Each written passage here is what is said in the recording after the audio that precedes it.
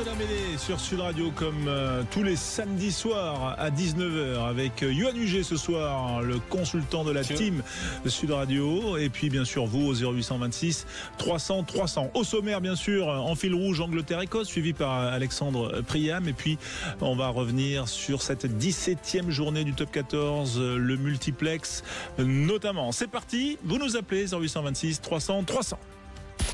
Sud Radio au cœur de la mêlée.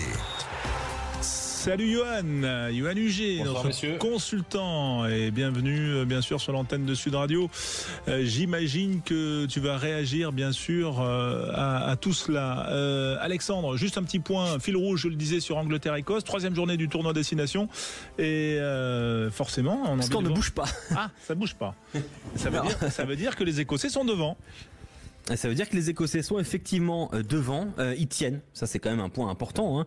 Ils tiennent le coup les Écossais pour aller chercher un nouveau succès à Twickenham, ce serait quand même extraordinaire. 10-7 pour le moment, on vient de voir la rentrée des Johan Ashman à la place de Dave Sherry, de Matt Fagerson à la place de Jack Dempsey, avec un joli banc quand même côté écossais, mais un ballon à venir pour l'Angleterre sur la ligne des 40 mètres de l'Écosse. Ouais, c'est un bon lancement de jeu, et on voit des Anglais quand même un peu plus tranchants depuis quelques instants. Ouais, t'en perds tes lunettes Alexandre, voilà, mais c'est vrai que c'est un match qui décoiffe, hein, voilà. Ça va vite, hein. Ouais, voilà. Faut pas être en retard, hein. Voilà, mais c'est sûr. Allez, tu peux les remettre, bien sûr, si vous nous suivez sur l'appli Sud Radio ou encore sur sudradio.fr.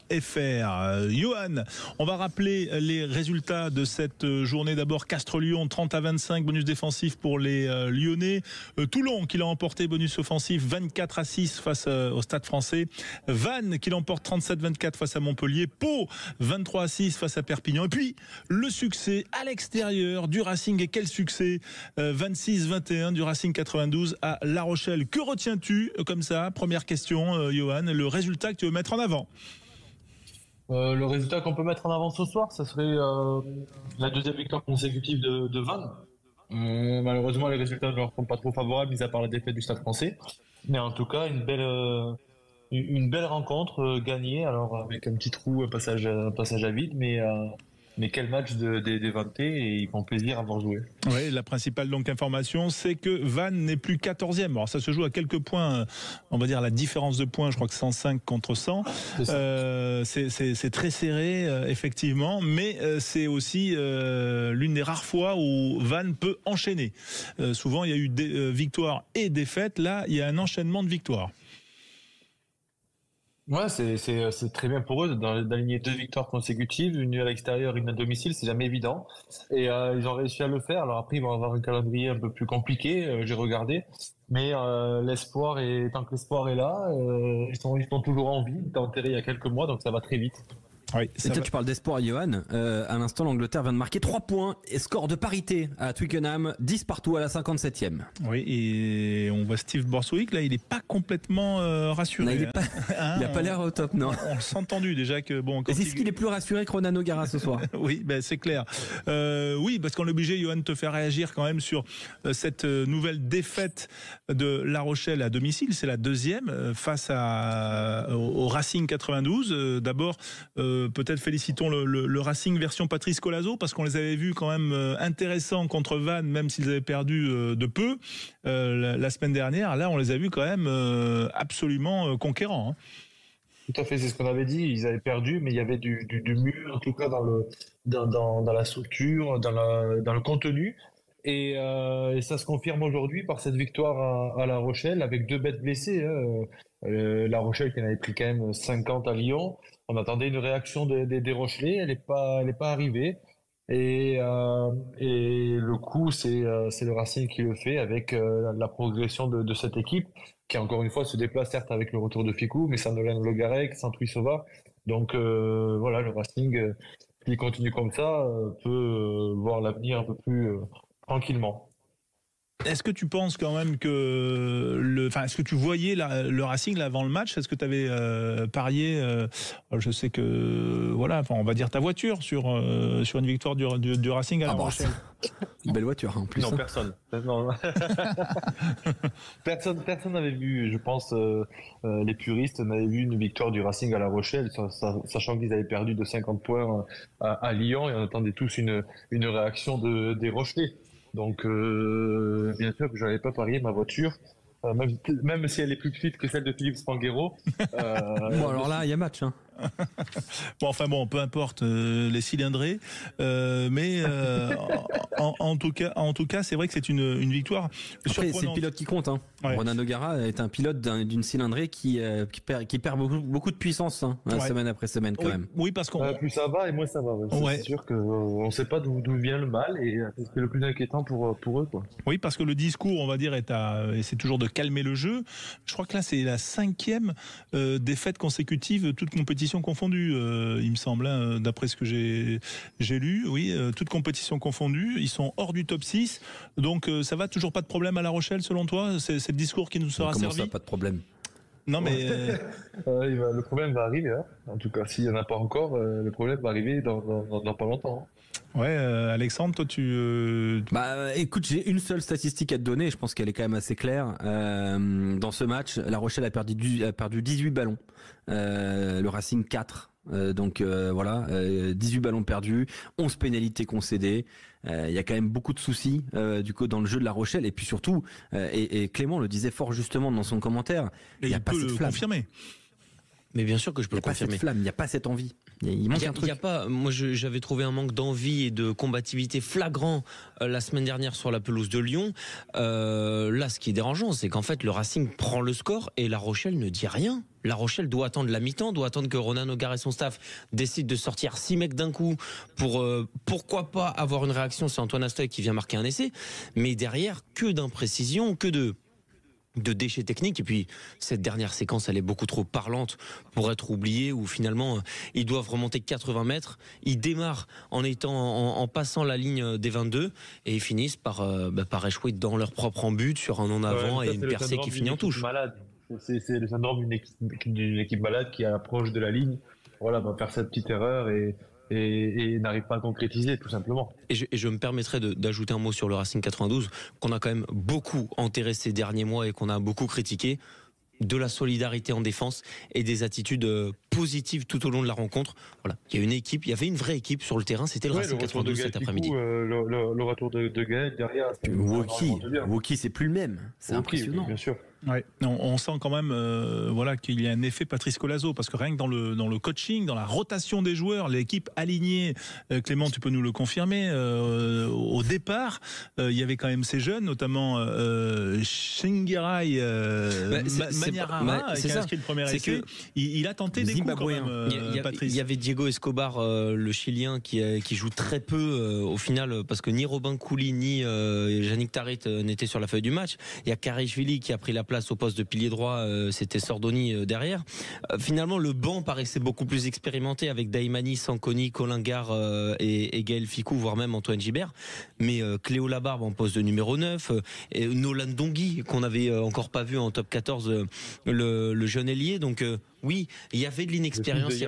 Il y avait des changements et effectivement ça a fait du bien. On le sent que ça a fait du bien, cette équipe du Racing. Ça sera quand même à confirmer. Attention à ce que ça ne soit pas qu'un seul coup d'éclat. Bien sûr. Est-ce que c'est une leçon de management selon toi de Patrice Colazo, là justement, cette gestion, et est-ce que du coup ça lui ouvre en fait grande la voie on va dire de la confirmation, le fait d'avoir pris ce risque et d'avoir été récompensé par la victoire, Johan?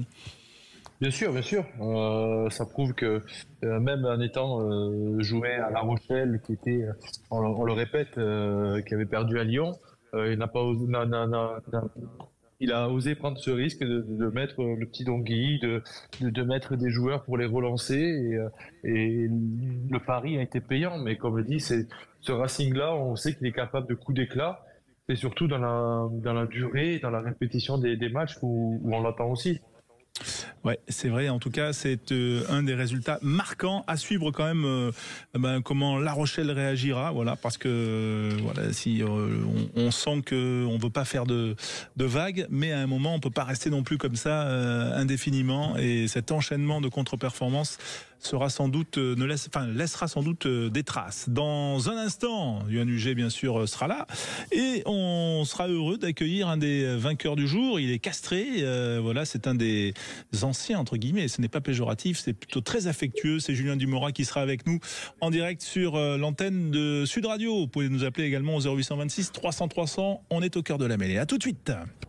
19h15 sur l'antenne de Sud Radio, merci d'être avec nous. Vous les passionnés de rugby, on est au cœur de la mêlée avec Yoann Huget, avec toute l'équipe et bien sûr des auditeurs au 0826 300 300. Débrief de la 17e journée qui s'est ouverte par la victoire de Castres aux dépens de Lyon 30-25. Et pour en parler, l'une des figures de Castres Olympique, c'est Julien Dumora qui est avec nous. On est très heureux d'avoir Julien avec nous en direct sur Sud Radio. Bonsoir Julien. Bonsoir tout le monde. Merci. Victoire 30-25, on va dire dans un scénario classique. Voilà, Castres se laisse un peu malmener, puis ensuite deuxième mi-temps, pam, l'emporte limite sur le poteau, mais on a l'impression que c'est un classique. Ouais, exactement. Deux mi-temps complètement différentes l'une de l'autre. La première mi-temps où on a pas mal subi, on n'a pas réussi à mettre notre jeu en place, sauf sur quelques actions, des étincelles sur des contre-attaques. Et après, on a réussi à inverser la tendance sur notre deuxième mi-temps. On a remis un peu plus de l'ordre dans notre rugby, un peu plus d'agressivité. Et on a réussi à remporter cette victoire qui nous fait énormément de bien. Julien Dumora, je te présente pas Yoann Huget ? Non, c'est vrai, je le connais très bien. Salut Yoann. Non, félicitations pour la victoire, mais comme tu le dis, en première mi-temps, c'est vrai qu'on vous a pas reconnu parce que nous, enfin, quand on venait jouer chez vous, on savait que vous allez être très agressif sur les rucks. Et là, en première mi-temps, on vous a senti un peu moins agressif sur les zones de combat. Tu l'expliques parce que vous avez plus mis l'accent sur le jeu que sur le combat, ou c'était par inadvertance? Ouais, exactement. Pourtant, on avait vraiment mis l'accent là-dessus. Sur les ballons portés, toutes les zones de ruck, on était souvent en retard par rapport aux Lyonnais qui étaient à l'avant de nous. Sur les collisions, on a beaucoup subi les collisions. Du coup, on a été pas mal indisciplinés en première mi-temps. Chose qui ne ressemble pas d'habitude. Pourtant, on avait vraiment mis l'accent sur le combat. On savait que cette équipe lyonnaise venait chez nous avec des intentions et voulait faire un match costaud à l'extérieur. C'est ce qui s'est passé sur la première mi-temps. Et heureusement qu'en deuxième mi-temps, avec l'apport de notre banc, on a réussi à inverser la tendance sur les collisions, sur les rucks. On a été très précis aussi au but, ce qui nous a permis heureusement de pouvoir gagner ce match. Comment expliquer, Julien, qu'il y ait ces mi-temps j'ai l'impression que c'est quand même un grand classique à Castres, ces premières périodes où c'est un petit peu difficile, cette seconde période où il y a presque la certitude, je vais peut-être un peu loin dans le mot certitude, mais on sait que Castres a les capacités pour revenir en seconde période, et c'est pas la première fois que ça arrive. Est-ce que vous en parlez parfois dans le vestiaire de ces remontées que vous faites en seconde période, Julien Dumora? Non, on n'en parle pas forcément, mais c'est sûr qu'on aimerait être plus constant sur 80 minutes, réussir à prendre le match par le bon bout. Ça nous est arrivé de faire de très grosses premières mi-temps sur le début de saison et puis se relâcher en deuxième. Là, c'est l'inverse. On a beaucoup subi en première et on se rattrape sur la deuxième. On a forcément à cœur d'être plus constant et de réaliser une performance collective sur 80 minutes. On n'a pas réussi à le faire encore une fois aujourd'hui. Du coup, ça fait que ça met des fins de match avec beaucoup de stress et voilà, on n'arrive pas à prendre le score et prendre le match à notre main durant 80 minutes. C'est peut-être vers ça qu'il va falloir tendre sur cette fin de saison, être plus constant et plus régulier sur le match entier, quoi. Julien Dumora, demi d'ouverture aujourd'hui du Castres Olympique. Voilà un des joueurs bien sûr emblématiques du Castres Olympique, champion de France 2013-2018. Et forcément, Quentin Cabanis qui est là, qui est aux manettes, qui à la fois qui anime avec nous et qui réalise, bien sûr, il vit là un grand rêve quand il y a Julien au bout du fil. Voilà, c'est pourtant un grand moment, Quentin. Tu tu peux y aller. Alors déjà, pour dire qu'il aurait dû être meilleur joueur du top 14 en 2018, ça c'est mon avis. C'est mon cheval de bataille. Ça, je l'entends depuis 6 ans, toutes les semaines. Voilà. C'est mon cheval de bataille. C'est ton moment de grâce. Voilà, il fallait que ce soit dit et en sa présence. Donc voilà, c'est fait. Non, moi c'est plus une question sur comment il aborde l'avenir. Il a annoncé que à la fin de la saison, il allait arrêter et rentrer dans le staff. Est-ce que tu prépares justement déjà ce changement avec l'équipe? Est-ce que ton rôle a changé avec cette annonce? Non, pas du tout. J'essaie au contraire de m'investir à 100% en tant que joueur, de pas changer ma façon de faire, ma façon d'être avec les autres. J'essaie toujours d'avoir de la communication, mais comme j'ai essayé de faire depuis toujours. Et c'est vrai que dans quelques mois, ça sera la fin de ma carrière. J'essaie de profiter un maximum des instants que je peux passer sur le terrain à l'entraînement pendant les matchs et profiter un maximum. On a je l'espère, une belle fin de saison à aller chercher. C'est tout ce que je nous souhaite. Donc focus à 300% joueur jusqu'à la fin de la saison. Clément Combe, une petite question pour Julien Dumorat. Oui, bonsoir Julien. Justement, vous êtes invaincu sur cette année 2025. Il y avait eu un changement un peu plus tôt avec la prise de recul par Jérémy Davidson et la mise en avant de Xavier Sadourny. À quel point ça vous a clarifié la situation dans le staff à vous les joueurs, et est-ce que ça vous a fait du bien à vous d'avoir une nouvelle hiérarchie ou en tout cas une hiérarchie semble-t-il un peu plus claire? Pas forcément depuis que Xavier a pris les manettes au niveau du lead, au niveau du management. Il y a forcément eu une attitude différente, on le voit sur les résultats. Xavier est quelqu'un de très carré, très pointilleux, très précis sur le moindre petit détail sur le terrain. C'est quelqu'un qui connaît énormément le rugby. Du coup, il a apporté peut-être un peu plus de clarté. C'est quelqu'un aussi qui sait élever le voix quand ça va pas, comme il a pu très bien le faire aujourd'hui à la mi-temps, pour retrousser les manches. Donc ça a clarifié un petit peu la chose par rapport à la saison prochaine, on va dire. C'était annoncé depuis un petit moment. Maintenant, c'est lui qui a pris les rênes de l'équipe et voilà, comme je l'ai dit, il a amené un peu plus de rigueur. Il y a pas mal de turnover aussi dans l'équipe et tout le monde a du temps de jeu et tout le monde réussit à faire des bons matchs et les résultats continuent d'être là. Donc voilà, c'est quelque chose de super important pour notre groupe, pour l'émulation, pour la confiance de chacun à l'aube de cette fin de saison. Voilà, d'être tous, on va dire, investis dans le même projet, quoi. J'ai une question, alors ça va faire écho malheureusement à ton rapport à l'équipe de France, Julien Dumorat, et une injustice, enfin ce que je considère comme une injustice, le fait que tu n'aies pas eu la chance de porter ce maillot bleu avec passion, j'imagine. Il y a quelque chose qui m'a toujours marqué, c'est à quel point ces dernières années il manque de castrés dans ces équipes de France depuis une dizaine d'années maintenant. On voit Louis Lebrun qui est appelé, qui fait des allers-retours à Marcoussis en ce moment, Gaëtan Barlot, mais un castré installé en bleu, ça fait très longtemps que c'est pas arrivé. On peut aussi parler de Florent Van Verberg qui fait aussi des allers-retours de temps en temps, mais ça fait très longtemps qu'on n'a pas vu un castré installé en bleu. Comment tu l'expliques alors que les résultats en club sont là? Comment on peut expliquer ce qui peut être une injustice sportive ou pas peut-être de ton point de vue? C'est difficile à expliquer. J'aimerais qu'on ait 4-5 joueurs appelés régulièrement en équipe de France. Ça montrerait peut-être le travail fourni et établi dans notre club depuis quelques saisons maintenant. On a essayé de changer un petit peu l'image d'un club pénible à jouer qui jouait régulièrement au pied. On essaye d'envoyer un peu plus de jeux encore cette année. On arrive à le faire, à marquer de jolis essais. Mais l'expliquer, je sais pas trop. J'ai pas mon mot à dire là-dessus. Ce que je peux dire, ce que je souhaite, c'est que on continue de bien travailler dans le club. On a une belle génération qui arrive avec des jeunes joueurs pétris de talent, que ce soit devant, derrière. Donc on va continuer de travailler et je l'espère rapidement qu'on puisse avoir qu'on puisse avoir quelques internationaux régulièrement qui sont appelés à Marcoussis avec l'équipe de France. Avant que Johan prépare une nouvelle question pour toi, Julien Dumorat, moi j'en ai une. Est-ce que le fait de savoir que tu vas être adjoint la saison prochaine, ça change un peu quand même tes relations là avec tes coéquipiers? Est-ce que du coup tu mets le pied sur le frein si jamais il faut aller boire un coup, voilà, tu prépares l'avenir entre guillemets? Après, ouais, ça n'a jamais été trop mon truc. On peut boire de l'eau pétillante, hein, je veux dire, attention. Ouais, exactement. Plus on prend de l'âge et plus c'est compliqué de récupérer, on va dire. Mais non, franchement, on a un groupe très facile à vivre. J'ai pas senti dans le regard des copains que ça a évolué par rapport à cette annonce.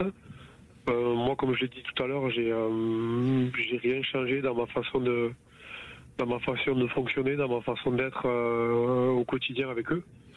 Donc voilà, ça se fait naturellement. Les relations sont toujours très bonnes entre tout le monde au sein du groupe. Donc les résultats sont forcément là. Donc c'est tout de suite plus facile à accepter et plus facile à continuer de développer ces relations-là. Donc j'espère que ça continuera jusqu'à la fin de saison. Johan, avec Julien Dumorat.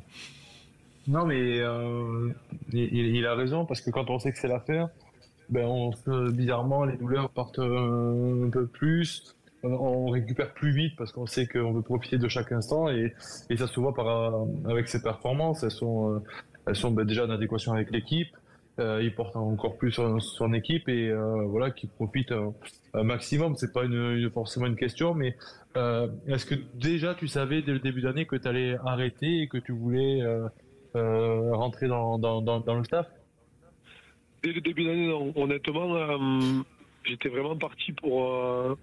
on a vu des discussions avec mon président dès l'intersaison. J'avais le souhait de pourquoi pas prolonger sur une dernière saison en tant que joueur. Et voilà, l'arrivée de Xavier, sa prise de pouvoir au niveau du management dès novembre. Voilà, il y a eu des discussions entre lui et moi. Il a souhaité il m'a glissé l'idée qu'il aimerait que je rentre dans le staff. Donc voilà, j'ai clairement eu soit l'opportunité de prolonger d'un an, pour m'engager dans une nouvelle aventure, dans un nouveau challenge. Ça a été. Tu pouvais pas faire les deux? Comment? Tu pouvais pas faire les deux, prolonger et retarder un peu ta rentrée dans le staff? C'est compliqué. L'opportunité, elle était là de m'installer dans ce staff sportif de très haute qualité. Voilà, faire l'année de trop, pas l'année de trop. Ça a été compliqué au début parce que j'étais vraiment parti pour continuer une année supplémentaire et j'avais pas du tout pensé à arrêter la carrière à la fin de cette saison-là. Mais l'opportunité a fait que voilà, j'ai foncé et puis j'ai préféré prendre cette décision-là qui, je pense, est la meilleure pour moi. Et est-ce que tu peux nous faire une Rory Cocotte, être dans le staff et puis finalement il y a un blessé, tu reviens? Non, franchement non. Franchement non. Il revient pour 2 ans. Il revient pour 2 ans. Et il signe au Stade Français. Voilà. Ça fait trop mal. Voilà. Et après changer de club, un truc incroyable. Julien, bon alors c'était toi ou pas qui aurait dû avoir ce trophée de meilleur joueur de l'année 2018, comme le dit Quentin. Voilà, on est entre nous. Hein. Non, il y a eu les votes ont été faits. C'est sûr que j'aurais préféré l'avoir sur la cheminée à la maison, mais voilà, les votes des joueurs de top 14 en ont voulu ainsi. C'était déjà très bien de faire partie des 3 derniers nominés. On avait vécu une saison incroyable, c'est ce que je vais retenir de cette saison-là, quoi. Demain, Italie-France, ton petit prono avant de se quitter. Victoire des Bleus, forcément.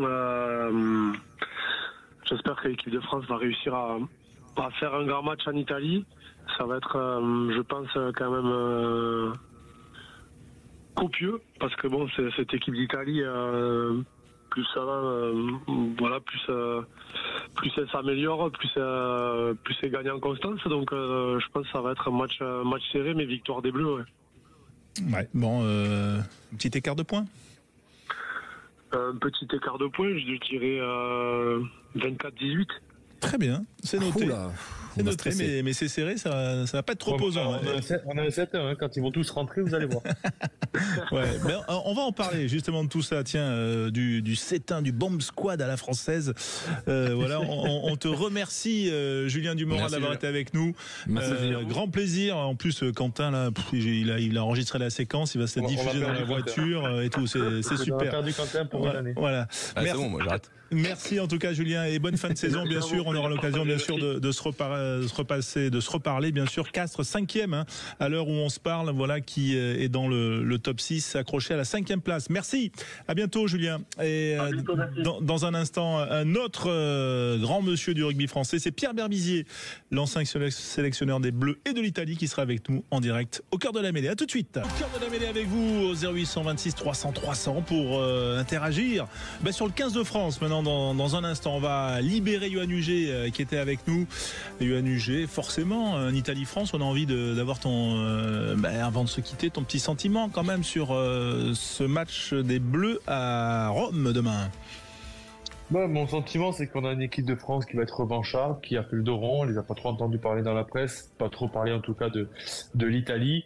Et quand elle est comme ça, discrète, il faut se méfier. Mais je pense qu'il va y avoir un 32-18 pour la France. Ouais. T'aurais écarté Penaud, toi, du 15 de départ ? Non, pas forcément, parce que ça faisait un an qu'il n'était pas en équipe de France. J'aurais aimé le voir sur 2 matchs d'affilée. Et voilà, d'avoir sa réaction en tant que compétiteur. Et pas forcément le remettre en question, parce que ça fait 6 ans qu'il n'est pas remis en question. Et que c'est pas sur un match comme ça où il va pouvoir se remettre en question, c'est de ne pas le faire jouer peut-être contre l'Irlande. Là, je pense qu'il aurait vraiment... Par contre, Jalibert, tu l'aurais écarté tous les jours. Ça, je sais, tu nous l'as dit. Non, moi, j'ai rien dit. Je ne veux pas forcément changer les schémas. J'aurais remis exactement la même équipe pour créer cet effet de revanche en équipe et voilà, de se déplacer, de montrer que c'est peut-être pas un faux pas en Angleterre, sauf qu'on est tombé sur une équipe... L'Angleterre qui mène 16-10 d'ailleurs. Ouais, mais face à l'Écosse. Et ils perdaient, donc c'était pas une mauvaise équipe d'Angleterre qu'on avait eu, c'est que juste qu'on a été un peu maladroit. Et ça, il faut le remettre les compteurs à zéro, ça passe par l'Italie avant d'aller défier l'Irlande. Eh bien voilà, on te remercie Yohann, à très bientôt en tout cas sur notre antenne et puis bien sûr on va vivre demain ce match entre l'Italie et la France. 0826 300 300, on est ravis d'accueillir comme grand témoin ce soir notre invité, c'est Pierre Berbizier, ancien sélectionneur bien sûr des Bleus de 91 à 95 et de l'équipe d'Italie de 2005 à 2007, notamment pour la Coupe du Monde en France. Pierre Berbizier, bonsoir. Bonsoir. Merci d'être avec nous en direct, Pierre. Alors c'est vrai que demain, on va dire ton cœur, Pierre, on va se tutoyer bien sûr, ton cœur ne sera pas partagé, mais c'est vrai que tu as vécu les 2 casquettes, donc tu sais ce que c'est, et c'est toujours un match spécial pour toi, j'imagine. Forcément, je dirais que ma tête sera équipe de France et mon cœur sera italien. Donc voilà, je me partage parce que j'ai eu la chance et le privilège de vivre des expériences fortes avec l'équipe de France et avec l'équipe d'Italie. Donc je serai partagé. Ouais, tu seras partagé effectivement avec une équipe de France remodelée. Je crois que 5 changements dans le 5 de départ, dont la deuxième ligne, on le sait. Mais bon, il y a la charnière. Et puis il y a le cas dont on parlait avec Yohann, l'éviction de Damien Penaud. Est-ce que toi, qui as managé les plus grands clubs et les plus grandes sélections, est-ce que tu comprends ce choix ? Pas forcément, dans la mesure où je crois que Jalibert et Penaud vont jouer avec leur club. Donc ça me paraît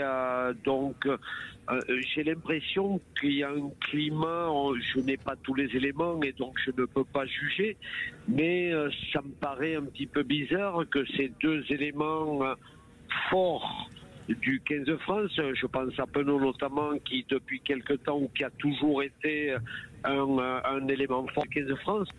C'est vrai qu'il n'a pas fait un très grand match le dernier match. Il méritait au moins le droit de se reprendre, car il a jusque-là fait un bon parcours avec l'équipe de France. Et un garçon comme Jalibert, Je crois que quand il sort du match, l'équipe de France était devant au score. Donc, on fait des procès d'intention à des joueurs qui n'ont pas forcément démérité et qui traduit sans doute un climat délétère à l'intérieur de ce groupe équipe de France. Délétère, selon toi, Pierre, quand même, c'est... Pour aller dans le sens de Pierre Berbizier, nous on apprend, voilà, c'est des informations sur radio, que les joueurs découvrent qu'ils sont hors groupe quand ils sont enlevés du groupe WhatsApp de la rencontre. Donc c'est quand même pas non plus des procédés ultra positif, hein, j'imagine, pour les groupes pour les joueurs du 15 de France. Et puis on a proposé, par exemple, à Damien Penaud d'être réserviste, ce qu'il n'a finalement pas été pour une raison X ou Y. Hein, et il a peut-être dit à Fabien Galtier qu'il voulait pas être réserviste, mais voilà, on sent quand même qu'il y a quelque chose de particulier dans le management des hommes de ce 15 de France. Je le crois aussi, c'est ce que je ressens. Je le répète, je n'ai pas tous les éléments de la vie du groupe, mais je prends le cas Penaud, donc le cas Jalibert étant aussi particulier. Penaud est un élément qui avait plutôt bien réussi ses matchs et je crois comme tous, il a le droit peut-être de passer à côté d'un match et de pouvoir se reprendre. Il n'a même pas eu ce droit-là, donc quelque part ça m'a surpris. Pierre Berbizier, toutes mes excuses. L'essai de l'Écosse à la 79e minute de jeu, marqué par Duhan van der Merwe après une percée magnifique de Stafford McDowell pour cette équipe d'Écosse. 16-15, les mains sur les têtes côté anglais. Et la transformation va être décisive. On a 79-0-0 au tableau d'affichage et l'Écosse va avoir le ballon de la gagne au bout du pied de Finn Russell.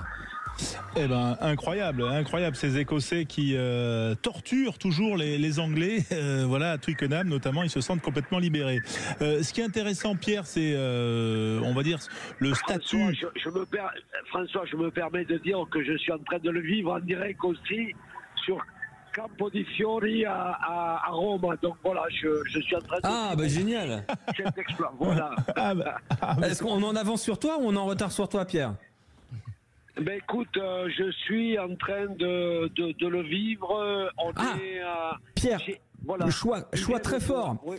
Finn Russell s'est dépêché pour taper la transformation. Il n'a pas voulu laisser tourner trop le chrono, il s'est dépêché et la transformation est manquée pour Finn Russell. Elle est manquée, elle rase le poteau gauche, ça veut dire qu'il y a un dernier ballon à jouer et l'Écosse est menée d'un seul petit point. C'est de Finn Russell dans le texte. Voilà. 0 sur 3 Finn Russell aujourd'hui au pied. Et voilà, donc on retrouve le Finn Russell que l'on connaît, qui peut être diabolique et en même temps passer à côté de son sujet. Ouais, elle était quand même très excentrée de bord de touche, même si elle était, on va dire, sur son bon pied, comme on le dit. Mais on est d'accord, mais c'est un joueur moderne, celle-là, il faut la mettre, elle est importante. Elle est importante. 16-15 pour l'Angleterre face à l'Écosse, bien sûr. Revenons quand même au cas Penaud, et on peut y associer le cas Jalibert. Ce qui est surprenant, Pierre, c'est que Damien Penaud, il fait partie des 19 joueurs protégés. Donc le lendemain d'Angleterre-France, le 9 février, la liste des 19 protégés sont là, donc ça veut dire que ces joueurs ne peuvent pas revenir en club. Ça veut dire que, on va dire, pour nous, journalistes, on a l'impression qu'ils vont être titulaires s'ils sont dans les 19. C'est ça qui est curieux. Tout autant pour moi, il y a une incompréhension sur ce management. Quelque part, les éléments que l'on nous donne, donc un coup à lui, un coup au beurre, quoi, j'ai envie de dire. Quelque part, j'avoue que je ne comprends pas comme vous c'est ce management, donc ce coaching, ce nouveau coaching, si on va plus loin, 7-1, on a l'impression pour un match comme ça, ce sont des éléments, sincèrement, que je ne comprends pas. Oui, le 7-1 contre l'Italie, se justifie pas, selon toi ?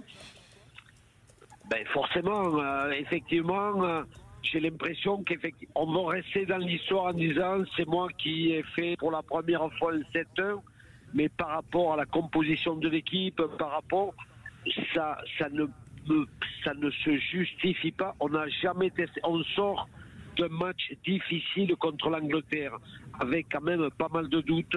Et on met un doute supplémentaire en utilisant une formule qu'on n'a jamais employée. Je crois que dans ces cas-là, on cherche la simplicité. En tous les cas, quand je me trouvais en situation d'échec, j'ai essayé de retrouver de la simplicité. Et là, on complique. C'est-à-dire qu'on va utiliser une formule qu'on n'a jamais utilisée 7 avant un 3/4. On ne sait pas ce que ça donne ou ce que ça va donner. Donc, quelque part, ça me gêne un petit peu. Ça veut dire que toi, tu l'aurais plutôt testé sur un match de tournée d'été ou, on va dire, un match moins exposé?